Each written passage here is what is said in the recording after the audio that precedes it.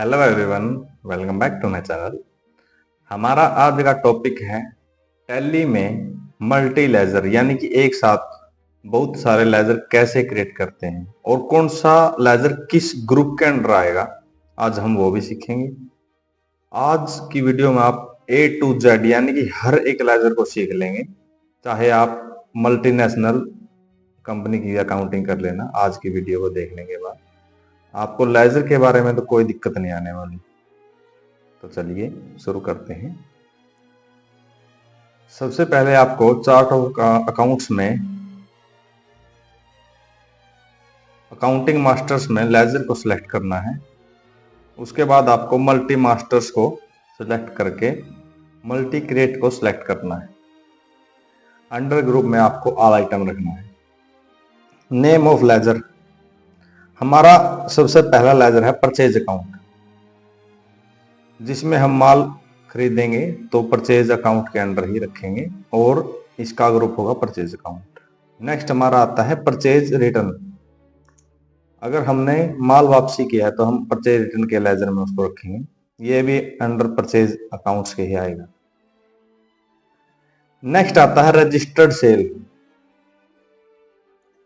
अगर हमने किसी रजिस्टर्ड पार्टी को सेल की है, यानी कि जिस पार्टी को हमने माल सेल किया उसके पास जीएसटी नंबर है, तो हम उसका जो रिकॉर्ड है रजिस्टर्ड सेल के लेजर में रखेंगे और यह अंडर आएगा सेल्स अकाउंट के अंडर। नेक्स्ट आता है अनरजिस्टर्ड सेल। अगर आपने किसी अनरजिस्टर्ड पार्टी को सेल की है तो उसको आप अनरजिस्टर्ड सेल में डालेंगे, यानी कि अगर आपकी जो सेल किया अगर वो पार्टी अनरजिस्टर्ड है जिसके पास जीएसटी नंबर नहीं है, या कोई वो कस्टमर है क्योंकि कस्टमर के पास जीएसटी नंबर तो होता नहीं, तो हम उसको अनरजिस्टर्ड सेल में रखेंगे। हमने अलग अलग लेजर क्यों बनाए, आप इस बात को भी समझिए। रजिस्टर्ड सेल में आपको अगर जीएसटी नंबर में जीएसटी पोर्टल पर आपको जो सेल देनी होती है, रजिस्टर्ड सेल पार्टी जो भी आपने रजिस्टर्ड फर्मों को आपने सेल की होगी तो आपको बिल वाइज बिल आपको डिटेल देनी होती है। और अनरजिस्टर्ड सेल में आपको जीएसटी पोर्टल पर सिर्फ परसेंटेज वाइज सेल देनी होती है कि आपने 5% की इतनी सेल की, 12% की इतनी, 18 की इतनी, 28 की इतनी, टैक्स फ्री इतनी आपको। लेकिन आपको जीएसटी जो रजिस्टर्ड सेल है उसकी आपको बिल वाइज डिटेल आपको जीएसटी पोर्टल पर अपलोड करनी होती है। नेक्स्ट आता है हमारा सेल्स रिटर्न। हमने जो माल वापसी प्राप्त किया, यानी कि हमने जो सेल की थी और पार्टी ने हमको वापसी माल भेज दिया है, तो उसको हम सेल्स रिटर्न में एंटर करेंगे, जिसके लिए हमको क्रेडिट नोट इशू करना होगा। इसको हम सेल्स रिटर्न में ही रखें, सेल्स काउंट में ही रखेंगे। नेक्स्ट आता है हमारे ड्यूटी एंड टैक्सेस के लेजर।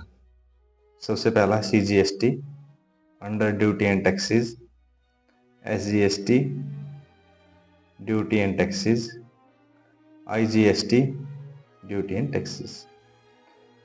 जब आप विद इन स्टेट माल की सप्लाई करेंगे, यानी कि आप हरियाणा की फर्म के अकाउंट्स मैनेज करते हैं और हरियाणा की दूसरी पार्टी को ही माल सप्लाई कर रहे हैं, यानी कि विद इन स्टेट आपने अगर सप्लाई किया तो उस पर आपका सीजीएसटी और एसजीएसटी टैक्स लगेगा।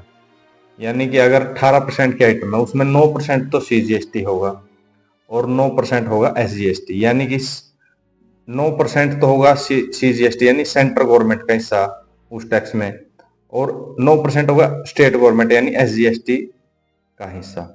और अगर आपने इंटर स्टेट यानी कि एक स्टेट से बाहर माल सप्लाई किया, यानी कि आपने हरियाणा से पंजाब या राजस्थान या दिल्ली कहीं पर भी इंटर स्टेट आपने अगर सप्लाई की है तो उस पर एप्लीकेबल होगा आईजीएसटी। आईजीएसटी सेंटर का टैक्स होता है, इसमें स्टेट गवर्नमेंट को कुछ नहीं मिलता है, इसमें पूरा जो टैक्स है वो सेंट्रल गवर्नमेंट को जाता है। नेक्स्ट आता है हमारा एक्साइज ड्यूटी। एक्साइज ड्यूटी भी ड्यूटी एंड टैक्सेस के अंडर आएगा। नेक्स्ट आता है हमारा सर्विस टैक्स। सर्विस टैक्स भी आपका ड्यूटी एंड टैक्सेस के अंडर ही आएगा। नेक्स्ट आता है हमारा TDS payable. TDS payable, TDS payable भी आपका ड्यूटी एंड टैक्सेस के अंडर ही आएगा। टीडीएस, जब आप किसी को टीडीएस की पेमेंट करके, यानी कि टीडीएस की पेमेंट काट के सामने वाले को पेमेंट करते हैं। मान लीजिए आपने किसी को रेंट दिया और जो आपने रेंट दिया है वो टीडीएस के दायरे में आ चुका है, तो आप उस बंदे को, उस पर्सन को, आप उसको टीडीएस काट के पेमेंट करोगे। मान लो उसकी 3 लाख रुपए रेंट बन गया, तो आपने उसका 30,000 रुपए आपने टीडीएस काट लिया, यानी कि आपने उसको 2,70,000 रुपए पेमेंट करनी है, और जो आपने 30,000 रुपए उसका टैक्स काटना है, तो आपको इनकम टैक्स पोर्टल पर उसको शो करना होगा कि मैंने इस पर्सन का, इस पैन कार्ड वाले पर्सन का टीडीएस काटा है। तो जैसे ही सामने वाला पर्सन उसकी आईटीआर भरेगा, इनकम टैक्स रिटर्न भरेगा, तो ये टीडीएस उसकी रिटर्न में शो हो जाएगा और वह इसको क्लेम कर सकता है। नेक्स्ट आता है हमारा वैट। वैट भी ड्यूटी एंड टैक्सेस के अंडर ही बनेगा। नेक्स्ट आता है सेल्स टैक्स। अब तो मोस्टली जीएसटी ही एप्लीकेबल होता है मोस्टली सभी आइटम पर। लिकर डिपार्टमेंट और अपना जो पेट्रोलियम है इसको छोड़कर बाकी मोस्टली जगह पर हमारा जीएसटी ही एप्लीकेबल है। लेकिन अगर कहीं वैट या सेल्स टैक्स या एक्साइज ड्यूटी भी एप्लीकेबल है तो आप उसको ड्यूटी एंड टैक्सेस के अंडर ही रखेंगे। नेक्स्ट आता है इनकम टैक्स। इनकम टैक्स को भी आपको ड्यूटी एंड टैक्सेस के अंडर रखना है। नेक्स्ट आता है हमारे डायरेक्ट एक्सपेंसेस। डायरेक्ट एक्सपेंसेस वो एक्सपेंसेस होते हैं जो हमने किसी माल की मैन्युफैक्चरिंग के लिए खर्च किए होते हैं। अगर आपकी मैन्युफैक्चरिंग फर्म है, मैन्युफैक्चरिंग यानी कि आप कच्चा माल लेके आते हो, उसको तैयार करके आगे बेचते हो, तो आपकी होगी मैन्युफैक्चरिंग फर्म। तो आप पर डायरेक्ट एक्सपेंसेस लगेंगे, यानी कि जो एक्सपेंसेस जो आपने जो मैन्युफैक्चरिंग करने में, यानी कि माल को तैयार करने में जो खर्चे किए हैं उसको आप डायरेक्ट एक्सपेंसेस में शो करेंगे। लेकिन अगर आपकी ट्रेडिंग की फर्म है, यानी कि आपने सिर्फ माल खरीदा और ऐसे के ऐसे सप्लाई कर दिया आगे, तो आपकी ट्रेडिंग है, तो आपको डायरेक्ट एक्सपेंसेस की रिकॉर्ड करने की जरूरत नहीं होती है। लेकिन अगर आपकी मैन्युफैक्चरिंग फर्म है तो आपको डायरेक्ट एक्सपेंसेस के अंडर इन एक्सपेंसेस को रखना होगा। देखिए कौन से। नेक्स्ट हमारा लेबर एक्सपेंस। अगर आपने लेबर पे की है माल की मैन्युफैक्चरिंग के लिए तो आपको डायरेक्ट एक्सपेंसेस में डालना होगा। नेक्स्ट है हमारा इलेक्ट्रिसिटी। अगर आपने इलेक्ट्रिसिटी यूज की है माल को तैयार करने में तो आपको डायरेक्ट एक्सपेंसेस में रिकॉर्ड करना होगा जो आपने एक्सपेंस किया इलेक्ट्रिसिटी का डायरेक्ट एक्सपेंसेस में। नेक्स्ट है हमारा कैरेज इनवर्ड, यानी कि आपने भाड़ा दिया माल को लेके आने में, डायरेक्ट एक्सपेंसेस के अंडर ही रिकॉर्ड करेंगे। इसको आप फ्रेट की तरह भी ले सकते हैं, फ्रेट भी एक तरह से किराया ही होता है। फ्रेट को भी डायरेक्ट एक्सपेंसेस में डालेंगे। अगर आपने वेजेस दी है, यानी कि जो आपका कच्चा माल आया है उसको उतारने के लिए आपने वेजेस दी है या माल को तैयार करने में आपने वेजेस दी है, तो आप डायरेक्ट एक्सपेंसेस में ही उसको भी रिकॉर्ड करना होता है। नेक्स्ट हमारे आते हैं इनडायरेक्ट एक्सपेंसेस, यानी कि माल तैयार हो गया उसके बाद जो खर्चे हुए, या फिर अगर आपकी ट्रेडिंग फर्म है तो जो भी जितने भी खर्चे आपके सीधे इनडायरेक्ट एक्सपेंसेस में जाएंगे। सबसे पहले हमारा लेजर है राउंड ऑफ का। राउंड ऑफ वैसे तो कोई इनडायरेक्ट एक्सपेंसेस में ही रिकॉर्ड करना होता है। इसको हम मोस्टली इनवॉइस को राउंड ऑफ करने के लिए यूज करते हैं, यानी कि अगर कोई आपकी फर्म का जो आपने बिल बनाया सेल का वो 990 रुपए 98 पैसे बन गया, तो आपको 991 रुपए करना है, उसको 0.02 पैसे ऐड करने हैं उसमें। तो आपको राउंड ऑफ का लेजर इसीलिए ही मोस्टली आवश्यकता होती है इसकी। आप इसको डायरेक्ट एक्सपेंसेस में नोट कर सकते हैं। यह राउंड ऑफ करने के लिए होता है, मतलब किसी को भी पूरा करने के लिए, यानी कि अगर आपकी इनवॉइस की जो वैल्यू है वो पॉइंट्स में आ रही है, यानी कि 20 पैसे 30 पैसे, उसको राउंड ऑफ करने के लिए इसको यूज किया जाता है। नेक्स्ट आता है हमारा सैलरी। अगर आपने स्टाफ की सैलरी पे की है तो आपको सैलरी को भी इनडायरेक्ट एक्सपेंसेस में डालना होता है। नेक्स्ट आता है एडवर्टीजमेंट एक्सपेंस। आपने अगर कोई एडवर्टीजमेंट के खर्चे किए हैं तो उसको भी इनडायरेक्ट एक्सपेंसेस में आपको डालना होता है। अगर आपने रेंट दिया है तो रेंट को भी आपको इनडायरेक्ट एक्सपेंसेस में रिकॉर्ड करना होगा। नेक्स्ट आते हैं हमारे ऑडिट फीस, यानी कि अगर आपकी बैलेंस शीट ऑडिट होने वाली है तो आप जो भी ऑडिट फीस पे करेंगे तो उसको भी आपको इनडायरेक्ट एक्सपेंसेस में रिकॉर्ड करना है। नेक्स्ट आते हैं जो भी लीगल एक्सपेंसेस हैं। अगर आपके फर्म के कोई लीगल एक्सपेंसेस हैं तो आप उसको भी इनडायरेक्ट एक्सपेंसेस में डालेंगे। अगर डेप्रिसिएशन है, डेप्रिसिएशन को भी आपको इनडायरेक्ट एक्सपेंसेस में डालना होता है। डेप्रिसिएशन क्या होता है? डेप्रिसिएशन हर एक फिक्स्ड एसेट पर लगेगा, यानी कि आपने अगर कोई फर्म में फिक्स्ड एसेट परचेज कर रखी है तो उस पर डेप्रिसिएशन यानी कि मूल्यह्रास। आपने अगर कोई गाड़ी ली तो उस पर साल के आखिरी में डेप्रिसिएशन लगेगा, क्योंकि उसकी वैल्यू तो डाउन होगी। डेप्रिसिएशन मतलब मूल्यह्रास, यानी कि मूल्य में कमी। जो फिक्स्ड एसेट है उसकी वैल्यू में जो कमी आएगी उसको हम डेप्रिसिएशन बोलते हैं। इसके लिए मैंने अलग से टॉपिक बना रखा है, आप उसको भी हमारे प्लेलिस्ट में जाके देख सकते हैं। नेक्स्ट आता है interest. Interest account, interest expense बोल सकते हैं आप इसको, अंडर इनडायरेक्ट एक्सपेंसेस। अगर आपने किसी को ब्याज दिया है, यानी कि आपने अनसिक्योर्ड लोन दिए थे या लिए थे, या फिर आपने सिक्योर्ड लोन लिए थे, या आपने किसी से जो भी अगर आपने माल लिया था, अगर आपने उसको with in time period payment नहीं की तो आपको इंटरेस्ट जो पे करना पड़ेगा उसको आपको इनडायरेक्ट एक्सपेंसेस में नोट करना है। नेक्स्ट आता है पेनल्टी, यानी कि अगर आपके ऊपर कोई पेनल्टी लगी है, लेट फीस या जो भी है, उसको आप इनडायरेक्ट एक्सपेंसेस में नोट करेंगे। नेक्स्ट आता है बैंक चार्जेस।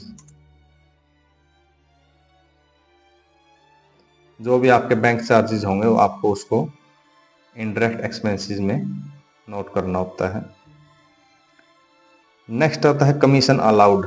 अगर आपने स्टाफ को कमीशन दिया है तो उसको भी आपको कमीशन अलाउड को आपको इनडायरेक्ट एक्सपेंसेस में नोट करना होता है।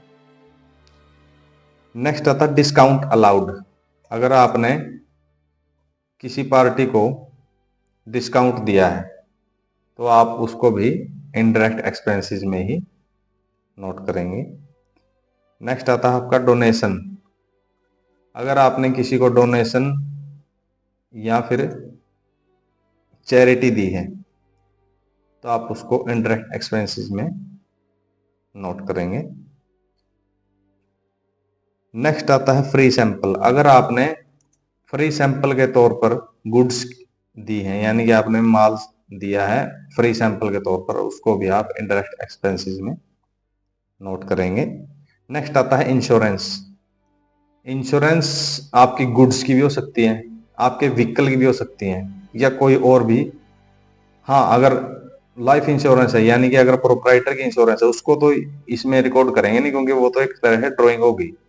लेकिन अगर आपकी गुड्स की इंश्योरेंस है या फिर कोई व्हीकल इंश्योरेंस है या कोई मशीनरी इंश्योरेंस है तो उसको आपको इंश्योरेंस एक्सपेंस इनडायरेक्ट एक्सपेंसेस में ही डालना होगा। नेक्स्ट आता है इंटरेस्ट ऑन लोन। अगर आपने अगर आपने लोन लिया है तो अगर उसका जो इंटरेस्ट पे करना होगा तो उसका जो आपने इंटरेस्ट पे किया तो हम उसको इनडायरेक्ट एक्सपेंसेस में ही नोट करेंगे। नेक्स्ट आता है लीगल चार्ज। अगर आपने कोई लीगल चार्ज पे किया है तो उसको भी आप इनडायरेक्ट एक्सपेंसेस में रिकॉर्ड करेंगे। नेक्स्ट आता है लॉस बाय फायर। अगर आपका माल आग की वजह से जल गया तो आप उसको भी इनडायरेक्ट एक्सपेंसेस में ही डालेंगे। नेक्स्ट आता है टेलीफोन चार्ज। आपके स्टाफ ने जो भी खर्चे किए हैं, अगर टेलीफोन वगैरह के, या मोस्टली एजेंसी वगैरह में ही यूज में आता है, इसको हम इनडायरेक्ट एक्सपेंसेस में ही डालेंगे। नेक्स्ट आता है ट्रैवलिंग एक्सपेंस। ट्रैवलिंग एक्सपेंस उस वक्त यूज होता है जब आपकी कोई फर्म है और आप आपकी पार्टियों को बाहर घुमाने फिराने के लिए ले गए ताकि आपकी बिजनेस एक्सपेंड हो, यानी कि आपको ऑर्डर भी देंगे, आपसे खुश रहेंगे तो आपको और ज़्यादा ऑर्डर देंगे। तो आपने जो ट्रैवलिंग पर एक्सपेंस किया है, यानी कि आप आपकी पार्टियों को कहीं थाईलैंड ले गए या कहीं रशिया ले गए या कहीं भी, मतलब यूके कनाडा कहीं पर भी ले गए, उसके जो भी, या आप कहीं और विद इन इंडिया ही कहीं ले गए, तो हम उसको ट्रैवलिंग एक्सपेंस को इनडायरेक्ट एक्सपेंसेस में ही रिकॉर्ड करेंगे। नेक्स्ट आते हैं हमारे प्रोफेशनल फीस। अगर आपने कोई प्रोफेशनल फीस पे की है तो उसको भी आपको इनडायरेक्ट एक्सपेंसेस में ही रिकॉर्ड करना होता है। नेक्स्ट आती है हमारी इनडायरेक्ट इनकम। इनडायरेक्ट इनकम आपकी दो तरह से हो सकती है, या तो आपने डिस्काउंट लिया हो, यानी कि आपको डिस्काउंट मिला हो किसी किसी पार्टी से, या फिर आपने इंटरेस्ट मिला हो, यानी कि आपने किसी को लोन दिया था उस पर आपको इंटरेस्ट मिलेगा, या आपने कहीं इन्वेस्टमेंट की थी आपको उस पर इंटरेस्ट आ गया। तो ये दो ही मोस्टली वजह होती है इंटरेस्ट एक्सपेंसेस की। नेक्स्ट पहली हमारी डिस्काउंट रिसीव्ड, यानी कि अगर आपने डिस्काउंट रिसीव्ड किया है तो आप इनडायरेक्ट इनकम में इसको नोट करेंगे। नेक्स्ट आता है हमारा इंटरेस्ट, इंटरेस्ट रिसीव्ड, इसको भी हम इनडायरेक्ट इनकम में ही रिकॉर्ड करेंगे ऑलरेडी। नेक्स्ट आता है हमारे बैंक अकाउंट। जो भी आपके फर्म के बैंक खाते हैं या आपके प्रोपराइटर का भी अगर कोई खाता है तो आप उसको बैंक अकाउंट में ही डालेंगे। जैसे PNB bank account, under bank account. Next है मान लो एक्सिस, एक्सिस करंट अकाउंट।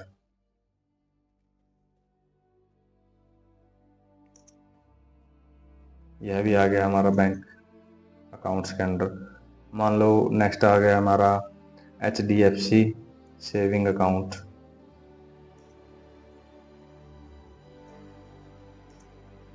ये भी हमारा बैंक अकाउंट्स के अंडर ही आएगा। नेक्स्ट आते हैं हमारे डिपॉजिट्स, यानी कि हमने सिक्योरिटी डिपॉजिट की है, यानी सिक्योरिटी डिपॉजिट हमने मान लो किसी से बिजनेस स्टार्ट किया है, उसके लिए फर्म ने हमसे सिक्योरिटी डिपॉजिट, सिक्योरिटी के तौर पर हमसे पैसे लिए, तो हम उसको सिक्योरिटी डिपॉजिट बोलेंगे। सिक्योरिटी डिपॉजिट, सिक्योरिटी डिपॉजिट को आप डिपॉजिट अकाउंट्स में ही, डिपॉजिट एसेट्स में रिकॉर्ड करेंगे। नेक्स्ट आता है हमारा कैपिटल अकाउंट। कैपिटल यानी कि फर्म के जो मालिक का अकाउंट है। फर्म दो तरह की होती है। नंबर एक तो प्रोप्राइटरशिप, यानी कि जिसका मालिक एक होता है एक फर्म का। लेकिन अगर एक फर्म के दो मालिक हैं, यानी कि पार्टनरशिप फर्म है, या तीन चार जो भी है, तो उसके पार्टनरशिप कैपिटल अकाउंट बनेंगे। मान लीजिए एक कृष्ण कुमार प्रोवाइटर हैं, इसको हम रखेंगे कैपिटल अकाउंट के अंडर में। नेक्स्ट है मान लो रविंदर प्रोपराइटर है, उसको भी आपको कैपिटल अकाउंट के अंडर रखना है। तो इस तरह से आप अलग अलग प्रोपराइटर की अलग अलग इन्वेस्टमेंट को जो उन्होंने फर्म में की है आप उसको रखेंगे कि उनकी कितनी पूंजी फर्म में जमा है। नेक्स्ट आता है हमारा ड्राइंग। ड्राइंग ड्राइंग वो खर्चे होते हैं जब प्रोपराइटर अपने पर्सनल यूज के लिए पैसे फर्म से निकालता है। वो कैश के रूप में भी हो सकते हैं, बैंक के थ्रू भी हो सकते हैं। तो जो भी ये खर्चे होंगे, या उन्होंने अपने परिवार की किसी की फीस पेमेंट कर दी, मान लो अपने जो फर्म के अकाउंट से, या कोई और एक्सपेंस कर दिया जो फर्म का एक्सपेंस नहीं था, उसका पर्सनल एक्सपेंस था, तो उसको हम ड्राइंग में कैलकुलेट करेंगे। या फिर आप जैसे ये तो कैपिटल अकाउंट में आ गया, और नेक्स्ट आता है मान लो LIP ड्राइंग। मान लो फर्म से उन्होंने अपनी खुद की इंश्योरेंस की पेमेंट कर दी, तो हम उसको LIP ड्राइंग यानी कि लाइफ इंश्योरेंस प्रीमियम ड्राइंग के अंडर रखेंगे। इसको भी हम कैपिटल अकाउंट के अंडर रखेंगे। नेक्स्ट आता है हमारा करंट एसेट्स। करंट एसेट्स में हमने अगर कोई प्रीपेड यानी कि पहले ही पेमेंट कर दी, मान लो प्रीपेड इंश्योरेंस है। प्रीपेड इंश्योरेंस, मान लो आपने व्हीकल का इंश्योरेंस कराया और आपने 1 अक्टूबर को इंश्योरेंस करवाया व्हीकल का, तो करंट एसेट्स में कैश तो आपका होता ही है, वो तो पहले ही बन चुका है। कैश हो गया या बैंक हो गया, वो भी आपके करंट एसेट्स के अंदर ही आते हैं। प्रीपेड इंश्योरेंस मतलब आपने 1 अक्टूबर को इंश्योरेंस करवाया व्हीकल का। 1 अक्टूबर को जो आपने इंश्योरेंस कराया वो नेक्स्ट 31 सितंबर 30 सितंबर तक का हो गया, यानी कि 1 अक्टूबर 2024 को आपने इंश्योरेंस कराया, तो है इंश्योरेंस आपका 1 साल का हो गया, मान लो 30 सितंबर 2025 तक का। तो आपने मान लो आपने बुक्स तो 31 मार्च तक ही मेंटेन करनी है ना, तो उसके बाद तो नेक्स्ट ईयर आ जाएगी फाइनेंशियल ईयर, तो आपने 6 महीने का तो इस साल का इंश्योरेंस पे किया है, और 6 महीने का आपने प्रीपेड यानी कि नेक्स्ट ईयर का, नेक्स्ट फाइनेंशियल ईयर का पे कर दिया, तो आपको जो 6 महीने का इंश्योरेंस एक्स्ट्रा पे किया है उसको आपने प्रीपेड इंश्योरेंस में डालना होता है, और 6 महीने का आपका इंश्योरेंस एक्सपेंस हो जाएगा। तो नेक्स्ट हमारे आती है करंट लाइबिलिटीज। करंट लाइबिलिटीज में आपके ड्यूटी एंड टैक्सेस में पहले ही आ चुकी हैं, जैसे CGST, SGST, IGST, उस वो करंट लाइबिलिटीज का हिस्सा है। उसके बाद आते हैं हमारे सन्ड्री क्रेडिटर, जिससे आपने माल परचेज किया उसको सन्ड्री क्रेडिटर बोलते हैं। वो है आपके पार्टी का नाम होगा, जैसे मान लो चंबल फर्टिलाइजर,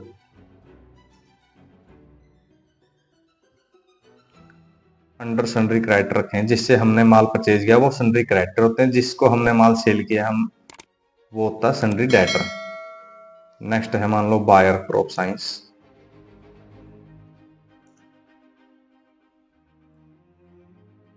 ये भी सन्ड्री क्रेडिटर है जिससे हमने माल परचेज किया है। नेक्स्ट आते हैं हमारे लोन्स एंड एडवांसेस। लोन और एडवांस एसेट्स, यानी कि हमने किसी को अगर लोन दिया है यानी या हमने किसी को एडवांस दिया हो, तो लोन एंड एडवांस एसेट्स में हम उसको रिकॉर्ड करेंगे। मान लो हमने रवि को लोन दिया है, Ravi loan account under loans and advances, यानी कि हमने रवि को लोन दिया, इसका मतलब हमको इंटरेस्ट मिलेगा और हमारी इन्वेस्टमेंट है एक तरह से, वो उनको हमने पैसे दे दिए हैं तो हम उनको विद इंटरेस्ट उनसे पैसे लेंगे। यानी अगर किसी पार्टी को भी एडवांस पेमेंट की है सिक्योरिटी डिपॉजिट्स के अंडर, सिक्योरिटी डिपॉजिट यानी कि आपने माल आगे लेना है लेकिन आपने पहले ही एडवांस पेमेंट कर दी, तो सिक्योरिटी के तौर पर आपको उनको पेमेंट कर दी है आपने जिससे माल लेना है, तो उसको भी हम लोन्स एंड एडवांस एसेट्स को अंडर रिकॉर्ड कर सकते हैं। नेक्स्ट आता है हमारा लोन्स लाइबिलिटीज। लोन्स लाइबिलिटीज दो तरह की होती है, एक तो होती है secured loan, secured loan under loans and liabilities, loan liabilities, और एक होता है अनसिक्योर्ड लोन।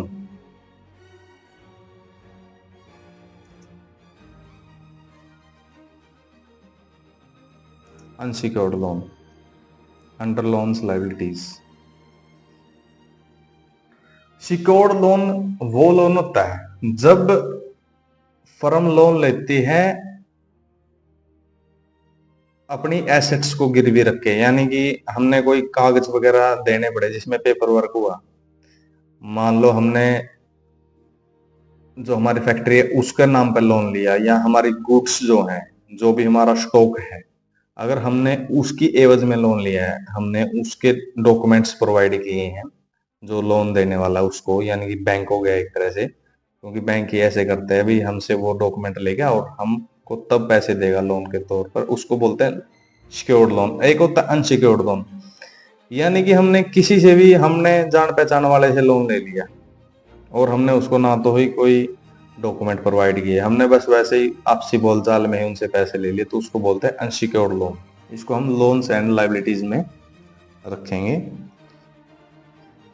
नेक्स्ट आता है हमारे फिक्स्ड एसेट्स। फिक्स्ड एसेट्स बहुत तरह के हो सकते हैं, जैसे मान लो फर्नीचर हो गया हमारा, ये भी फिक्स्ड एसेट होती है जिसको हम लंबे समय तक यूज करते हैं अपने फर्म के कार्य के लिए। जैसे आगे हो गया हमारा मशीन अकाउंट, मशीन हो गया अपनी, वो भी फिक्स्ड एसेट है। नेक्स्ट हो गया अपना प्लांट, जो हमने प्लांट लगाया है अपने बिजनेस के लिए, वो भी हमारे फिक्स्ड एसेट्स है।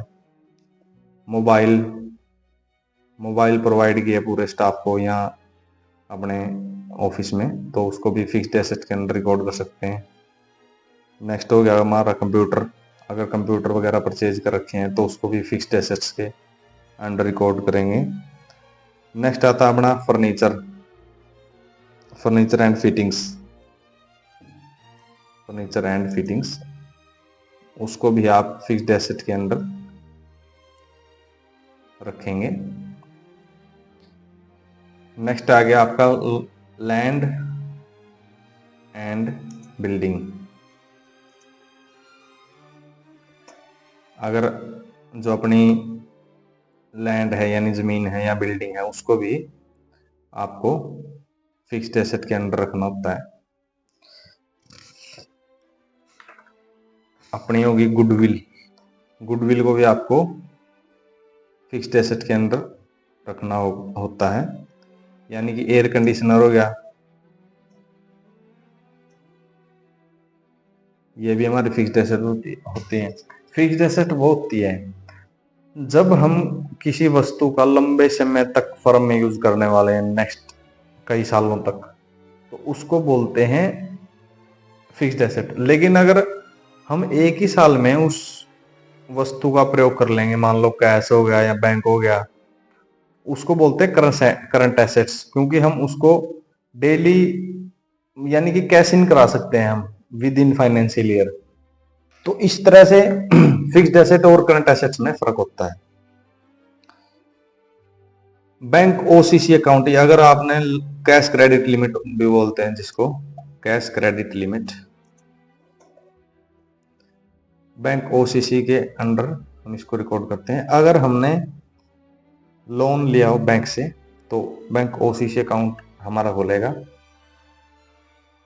कैश क्रेडिट लिमिट भी सीसी अकाउंट बोलते हैं उसको। बैंक ओडी यानी कि बैंक ओवरड्राफ्ट, अगर आपने टेकन फ्रॉम बैंक यानी कि ओवरड्राफ्ट यानी कि एक्स्ट्रा पैसे ले लिए, उसकी एवज में आपने उसको सिक्योरिटी दी हो या गुड्स वगैरह स्टॉक पे किया हो, तो उसको बैंक ओवरड्राफ्ट बोलते हैं। जो आपने डॉक्यूमेंट प्रोवाइड किए हो और आपको बैंक ने पैसे दिए हो, तो उसको बैंक ओडी अकाउंट बोलते हैं। नेक्स्ट आती है हमारी इन्वेस्टमेंट्स, जो भी हमने इन्वेस्टमेंट्स की हो, इन्वेस्टमेंट्स हो सकती है आपकी शेयर्स में हो, उसको भी इन्वेस्टमेंट्स के अंडर रिकॉर्ड करेंगे। इन्वेस्टमेंट आपकी हो सकती है बॉन्ड्स में हो, इन्वेस्टमेंट इन बॉन्ड्स, उसको भी आपको इन्वेस्टमेंट्स के अंदर रखना, रिकॉर्ड करना होता है। अगर आपने प्रॉपर्टी या प्लॉट वगैरह में इन्वेस्टमेंट किया हो, इन्वेस्टमेंट इन प्लॉट्स, उसको भी आपको इन्वेस्टमेंट, यानी कि आपने पैसे इन्वेस्ट कर दिए किसी प्रॉपर्टी वगैरह में, तो आपको इन्वेस्टमेंट के अंडर उसको रिकॉर्ड करना होता है। अगर आपने शेयर वगैरह ले लिए तो आपने एक तरह से इन्वेस्टमेंट किया, उसके ऊपर आपको इंटरेस्ट भी मिलेगा। नेक्स्ट आता है हमारा stock in hand. Stock in hand एक तो होता है अपना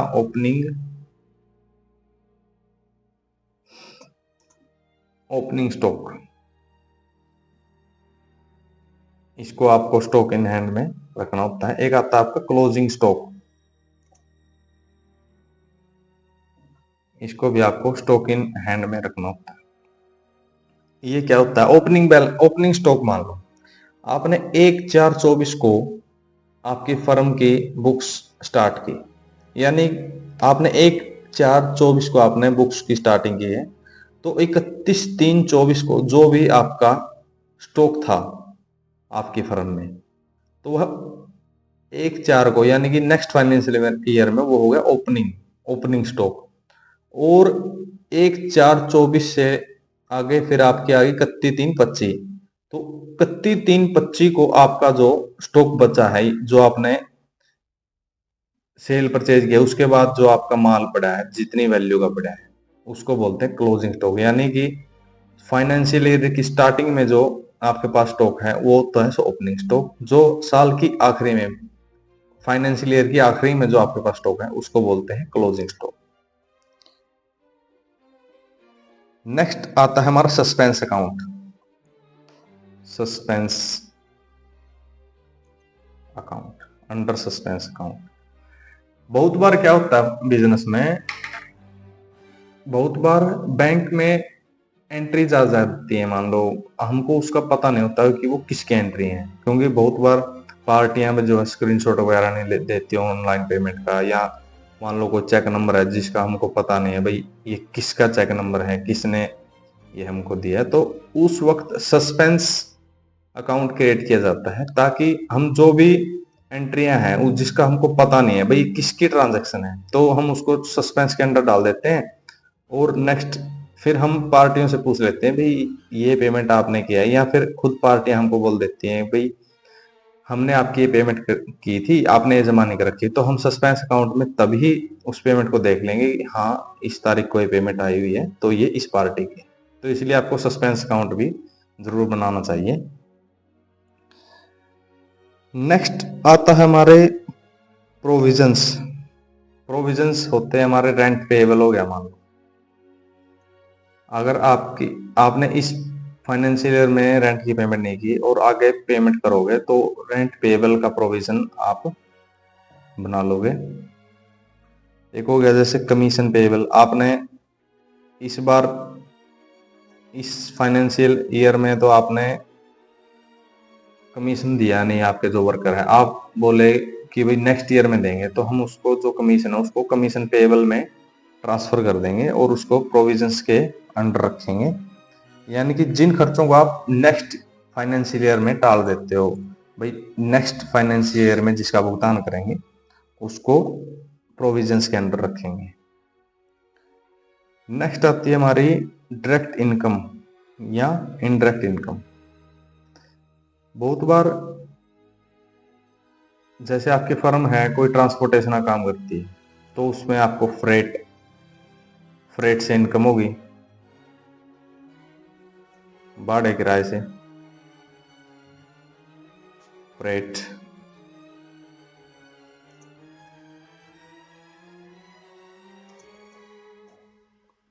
यह होगी आपकी इनडायरेक्ट इनकम।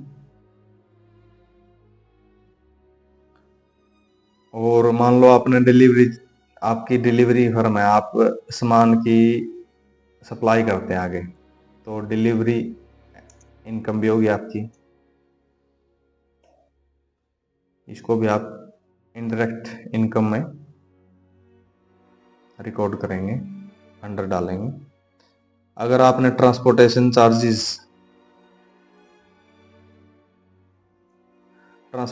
की आपकी इनकम है कोई, तो आप उसको भी इनडायरेक्ट इनकम में डाल सकते हैं। अगर आपने कंसल्टेंसी फर्म है, अगर आपकी कोई कंसल्टेंसी फर्म है तो आप उसको भी इनडायरेक्ट इनकम में आपने कंसल्ट किया है, यानी कि किसी को सलाह मशवरा दिया है, या मान लो आपकी कोई लीगल फर्म है जिसके लिए आप लीगल कार्य करते हो, उसके लिए आप जो सलाह मशवरा दोगे उस वह भी आपकी फर्म के लिए एक तरह से इनकम ही होगी, जैसे वकील वगैरह की फर्में होती है तो उसको कंसल्टेंसी फर्म बोलते हैं। मान लो आपकी कोई प्रोफेशनल फीस है, अगर आपकी कोई सीए की फर्म है या तो आप जो आपकी पार्टियों से प्रोफेशनल फीस चार्ज करोगे तो उसको इनडायरेक्ट इनकम में आप रिकॉर्ड कर सकते हैं, इनडायरेक्ट इनकम। तो इस तरह से आप सभी लेजर्स को एक साथ बना सकते हैं। इससे बाहर आपको कुछ नहीं मिलने वाला, आपको कंट्रोल ए करके सेव कर लेना है, तो आपके सभी लेजर जो हैं सेव हो जाएंगे। आप देख सकते हैं बैंक अकाउंट में कैश अकाउंट, सिक्योरिटी डिपॉजिट। तो इस तरह से आप अलग अलग लेजर जो है एक साथ बना सकते हैं, और आपकी हर एक लेजर की आपको डिटेल्ड जानकारी भी मिल गई कि कौन सा लेजर किस ग्रुप के अंडर किस वजह से आया। तो इस तरह से आप भी अलग अलग लेजर को एक साथ बना सकते हैं। ऐसी ही इंफॉर्मेटिव वीडियोस के लिए जुड़े रहिए टैली विद रविंदर सर के साथ। आप हमारे चैनल पर हर एक टॉपिक पर, टैली के बारे में हर एक टॉपिक पर आप वीडियोस देख सकते हैं। हमारे चैनल को सब्सक्राइब करें। Thanks for watching. Have a nice day.